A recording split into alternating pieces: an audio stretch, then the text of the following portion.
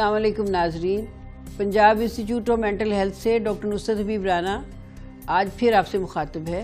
हम डिसलेक्सिया पे बात कर रहे हैं। ये डिसलेक्सिया होता क्या है?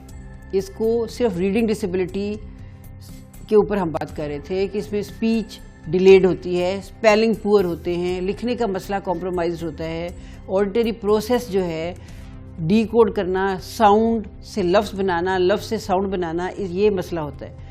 लेकिन ये बच्चे इंटेलिजेंट होते हैं, ये बच्चे और बहुत कुछ अच्छा परफॉर्म कर रहे होते हैं, लिखने में फंसे होते हैं। राइटिंग एंड स्पेलिंग ये इनके मसले होते हैं और बाज़ दफ़ा ये डिसऑर्गेनाइज भी होते हैं और स्ट्रेस अप रहते हैं, मेस्ड अप रहते हैं, डांट खाते रहते हैं, शरारतों में चले जाते हैं। लड़कियां ज़्यादा इनवर्ड ड्रॉन हो जाती हैं, सैड हो जाती हैं, डिप्रेस्ड हो जाती हैं, बोलती नहीं, एक्सप्रेस नहीं करती, इस तरह के मसले हो जाते हैं। अगर इन छोटी स्टेज में इनको निकाल लिया जाए तो they can be wonderful people.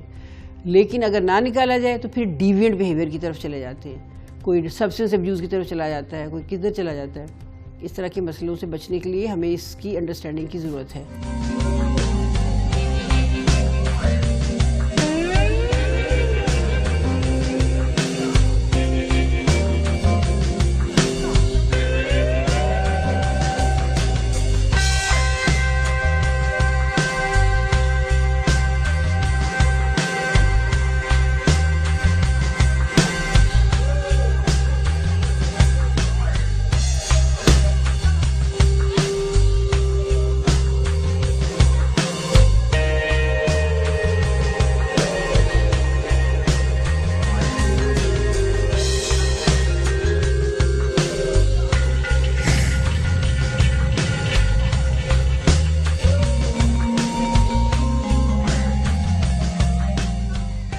नाजरीन, अब हम बात करते हैं टाइप्स ऑफ डिसलेक्सिया।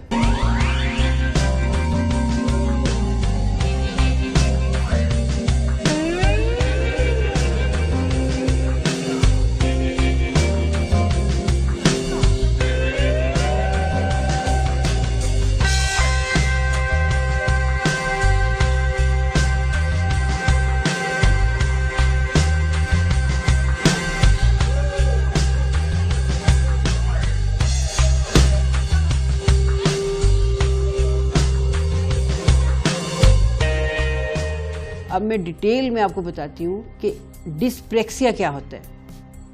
डिस्प्रेक्सिया में डिस आपको पता है कि डिसेबिलिटी को कहते हैं, ये ग्रीक वर्ड है।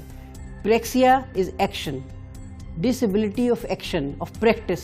मतलब ये जो डिस्प्रेक्सिया वाले बच्चे हैं, इनके जो मोटर सिस्टम है, जो मोटर न्यूरॉन्स हैं, उनके अंदर जाके ट्रांसमिशन का जो सिस्टम है वो कॉम्प्रोमाइज्ड हो गया है। उसी वजह से, या तो हेरिडिटरी वजह से, या किसी इंजरी की वजह से, या कोई हार्मोनल डिस्टर्बेंस की वजह से, कि वो मैसेज जो है मोटर न्यूरॉन ने आपके बॉडी को मैसेज देना होता है, ब्रेन ने मोटर न्यूरॉन के थ्रू बॉडी को मैसेज देना होता है और बॉडी ने एक्ट करना होता है। वो सिस्टम डिलेड है या कॉम्प्रोमाइज्ड है, जिस वजह से उनके जो ग्रॉस बड़े मसल्स हैं और या फाइन मसल्स हैं, दोनों की मूवमेंट प्रॉब्लम में आ गई हैं। बड़े मसल्स का क्या मतलब है कि जंपिंग करना या वॉक करना या एक लाइन में सीधा चलना, ये इनका कॉम्प्रोमाइज होता है। इसलिए इनको शुरू में क्लमजी चिल्ड्रन कहा जाता था, जिसको अब DSM-5 में नई रिसर्च में इसको समझ लिया है कि ये क्यों होता है, इसलिए अब इनको क्लमजी चिल्ड्रन नहीं कहा जाता। मतलब उनकी क्लमजीनेस उनकी अपनी वजह से नहीं है, ये उनके इस इशू की वजह से है। तो किंडरगार्टन में क्या होता है कि बच्चों को वॉक, छलांग लगानी है, रैबिट बनना है, हॉपिंग करनी है, रस्सा टापना है, तो वो सारी फिजिकल एक्टिविटी हैं जो किंडरगार्टन में बच्चों को करना होती हैं। ये इन बच्चों के लिए बहुत मुश्किल होती हैं। इसलिए आमतौर पे ये बच्चे क्या करते हैं कि इनसे अवॉइड करते हैं, रोते हैं, स्कूल नहीं जाना चाहते, एक जगह बैठे रहते हैं, और एक जगह बैठे रहने से, फिजिकल एक्टिविटी ना करने से मोटे हो जाते हैं। छोटी उम्र में जब बच्चे बिल्कुल फिजिकल एक्टिविटी नहीं करते, मोटे हो जाते हैं, तो बाज़ दफ़ा ये डायबिटीज़ भी इनको हो जाती है। ये एक और मसला है इसके लिए। दूसरी, इनकी फाइन मस्कुलर मूवमेंट्स हैं, जिसमें क्या है, आपने शू लेसेस टाई करने हैं, आपने लिखना है, आपने कैंची से कोई चीज़ काटनी है, या बचपन में क्या किया जाता है, बच्चे ड्राइंग करते हैं, स्केचेस बनाते हैं, ड्राइंग करते हैं। ये फाइन मस्कुलर मूवमेंट है, जो जैसे 2 उंगलियों की मूवमेंट है। ये इनकी कॉम्प्रोमाइज़ होती है। बटन बंद करने हैं तो ड्रेसअप होना इनके लिए मुश्किल है। अब शू लेसेस नहीं टाई कर सकते, बटन नहीं बंद कर सकते, जिप नहीं लगा सकते, तो वो क्लमजी नज़र आते हैं और लिखने में या स्केच बनाने में या तस्वीरें बनाने में इनको प्रॉब्लम है। तो जो ग्रिप है, दोनों उंगलियों की ग्रिप, मस्कुलर ग्रिप, इसका प्रॉब्लम है। तो ये दोनों प्रॉब्लम मिलके इनके लिए पहले 5 साल लाइफ के बहुत ही मुश्किल बना देते हैं। और अगर इसकी अवेयरनेस हो जाए माँ को, टीचर को, स्कूल वालों को, तो वो इन बच्चों के लिए डिफरेंट प्रोग्राम्स हैं, डिफरेंट एक्सरसाइजेज हैं, डिफरेंट तरीके से इनको डील किया जाता है। ये भी एक हेरिडिटी प्रॉब्लम है, इसलिए इसका कोई उस तरह का इलाज नहीं है। ये भी ब्रेन डिफरेंस की वजह से है, ये कोई ब्रेन की ख़राबी नहीं है, कोई इलनेस नहीं है। इनका दिमाग हमारे नॉर्मल बच्चों के दिमाग से फ़र्क है। इनका राइट हेमिस्फीयर ज़्यादा डेवलप्ड है, लेफ़्ट कम डेवलप्ड है। ये राइट हेमिस्फीयर का इस्तेमाल ज़्यादा करते हैं, लेफ़्ट का कम करते हैं। लेकिन डिसलेक्सिया में ये इशू ज़रूरी नहीं है कि हर डिसलेक्सिक ही डिस्प्रेक्सिया का शिकार हो, लेकिन कुछ 50% में ये होता है। बाज़ दफ़ा इन बच्चों की स्पेलिंग और राइटिंग बिल्कुल ठीक होती है, जो साउंड का सिस्टम है, जो ऑडिटरी प्रोसेसिंग सिस्टम है, उसमें नहीं मसला होता, लेकिन ग्रिप का मसला होता है।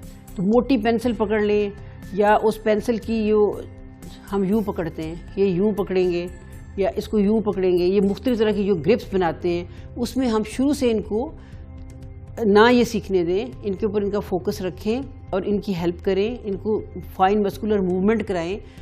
और इनके लिए बहुत सारी इस तरह के प्रोग्राम हैं कि क्ले की चीज़ें बनाएं या हाथों की मूवमेंट करें, बड़ी और छोटी मूवमेंट करें, और कुछ इनको साथ साथ सपोर्ट भी दी जाए। मसलन एक बच्चा अगर बहुत तेज़ भाग रहा है, बहुत अच्छा भाग रहा है, फर्स्ट आ रहा है, लेकिन वो लाइन में नहीं रह पा रहा बिकॉज ऑफ डिस्प्रेक्सिया, तो उसकी लाइन के इशू से उसको निकालना नहीं चाहिए। लेकिन उसके लिए कोशिश करनी चाहिए कि उसकी लाइन ज़रा बड़ी कर दें और उसको अवेयरनेस दी जाए पिक्टोरियल, विजुअल सेंसिबिलिटी के साथ, मल्टी सेंसोरियल सारी सेंसेस इस्तेमाल करके, कि उसने इसको भी अपने दिमाग में एक पिक्चर बना के फील करना है कि ये जो 2 वाइट लाइंस है, उसे इसके अंदर रहना है। थोड़ी उसकी हेल्प, थोड़ी उसकी अंडरस्टैंडिंग, जिसमें आहिस्ता आहिस्ता ये बच्चा ठीक हो जाता है। आपको पता है हमारे ब्रेन में प्लास्टिसिटी का प्रोसेस है।